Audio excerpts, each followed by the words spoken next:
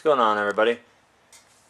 This is the first part of the Ford Aeromax 1/14th scale Tamiya semi-build, and I've kind of gone ahead of my usual first video progression. I've already gone ahead and I've assembled the cross members. I've assembled the gas tanks, which on all the other ones they're chrome because they're exposed. Well, with the Aeromax there's a panel that hides all that so you won't see any of it. I've got my servos both installed, one for steering and one for shifting. The shifting is used on my auxiliary channel. They're both high-tech HS625s. I've gone ahead and I've done the entire front suspension, gotten that done. The leaf springs are in, the steering link is mounted, my shift levers ready to go for the transmission, which will be coming up soon, because right now I'm doing the rears, which is their super simple setup of just making two sets of hanging leaf springs, sliding it through the back there and going on. But figured I'd make a little do a little bit of on the fly filming as I'm building right now, so bear with me if my hands get in the way. It's usually what happens because they're giant meat claws.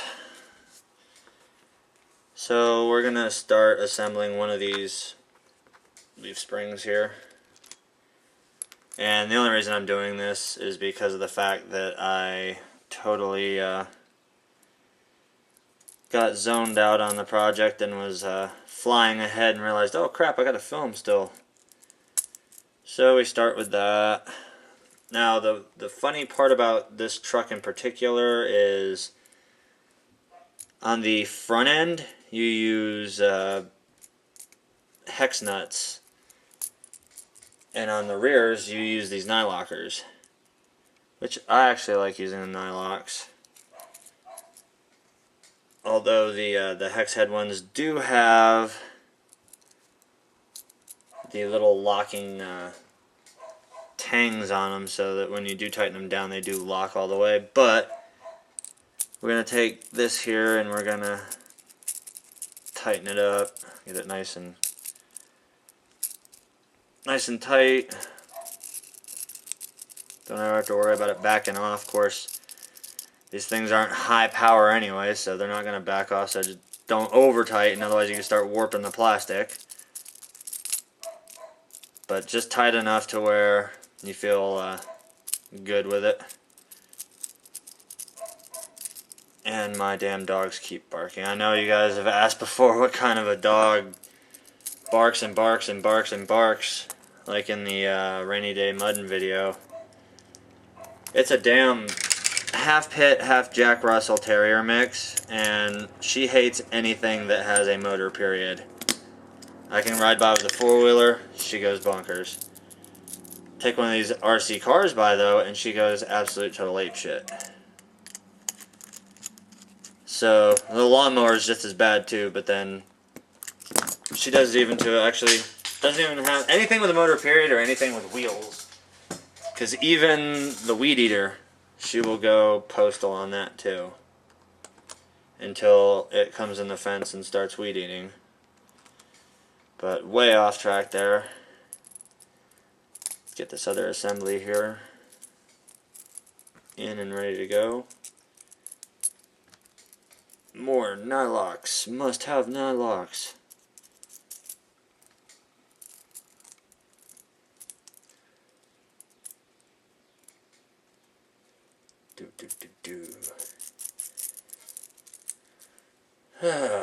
Feels actually kind of good to be down here actually building something, because for the longest while I have been tied up so much playing Minecraft on Xbox 360. That and Modern Warfare 3 and Max Payne 3, Tom Clancy's Ghost Recon Future Soldier,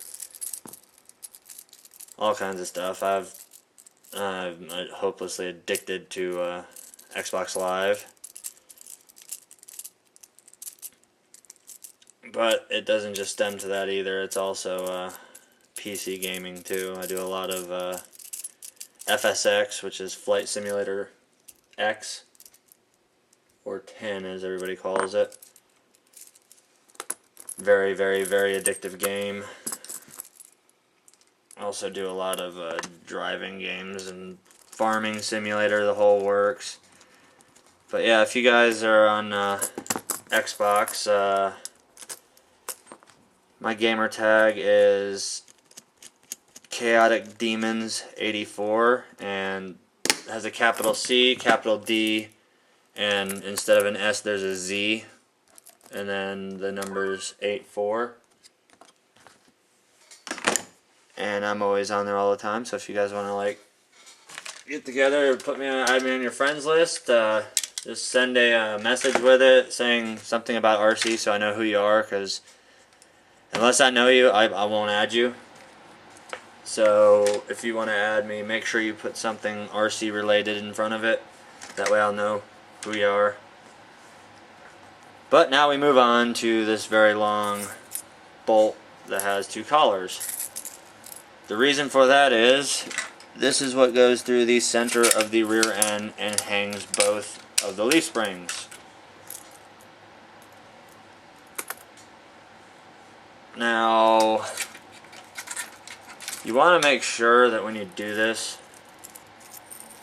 instead of doing what I just did, you make sure that those, it's all I guess personal preference, but I make sure that these nylocks are facing in instead of out, because it just looks a little bit cleaner.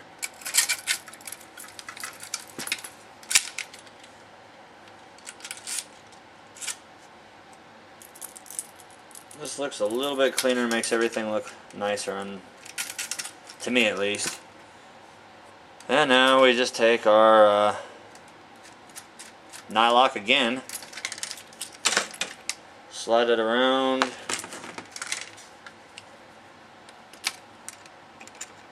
and tighten this down.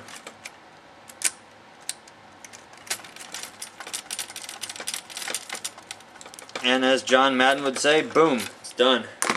Now you can see we have articulating suspension on both sides. And we're moving on now to putting the differentials and everything in. So yeah, that'll do it for build part 1. This is going to be a multi-part series, but I will give you guys a little teaser. Oh, what's that color right there? Oh, holy crap. Nice. Alright guys, that's part 1. See you in part 2. Alright guys, here we go. Another update to this one.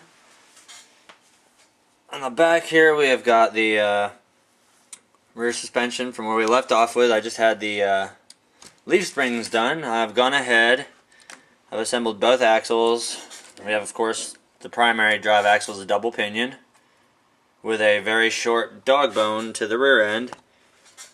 I've gone ahead and I've Loctited it, or not Loctited, but JB welded the shafts together again, so I've got lock differentials. Basically, all it's been done since we left off is I've turned it into basically a straight frame chassis. Now is where the fun part comes into play and we start assembling the transmission. This is the part that is most dreaded when doing any Tamiya vehicle, because it is a pain in the ass to do. I'm not even going to lie to you. I'm going to clear the whole table off and get ready for what is appropriately labeled the D-bag, because it is a douchebag to put together. But I've done this so many times, I've gotten them down to about, I think last time I filmed doing one, it took me roughly about 25 minutes to do it. So, we're gonna this time not sit through the boring put together process of all the gears and everything. I'll just go ahead and flip through to a finished transmission and a drive shaft thrown in the vehicle so we can get closer to doing what we're doing here, which I can already see something they want me to do, which I'm not doing. The battery is not going underneath the truck. Screw that. The battery is going to get mounted somewhere in the back of the cab if possible. I hate it. when you put the battery under the truck, because the battery will grab on everything underneath there. And with mine being off-road, now if you had a pavement princess like somebody I know who has a Scania, being a pavement princess, the battery being up there would be just fine. But since mine have to go off-road and they're going to see a lot of hardcore usage, battery no-go under truck.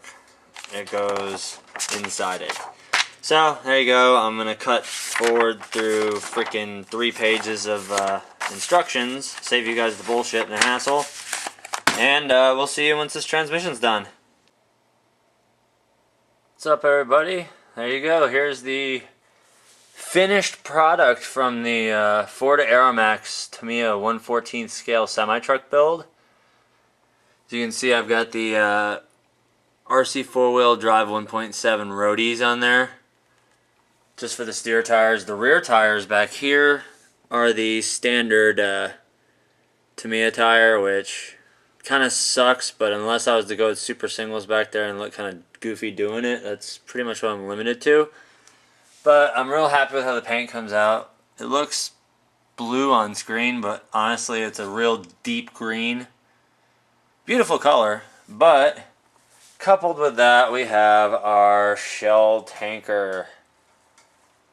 So that's right, I've got 3 of these freaking monsters now. So pretty much set up pretty good. I like the stacks out the back. And this, out of all 3 of them that I put together that had multi-function control on it, 2 of them actually had the holes for it, being the night hauler and this one. The Aeromax is the only one that gave you white blackout plates in case you didn't want to put any of that on there.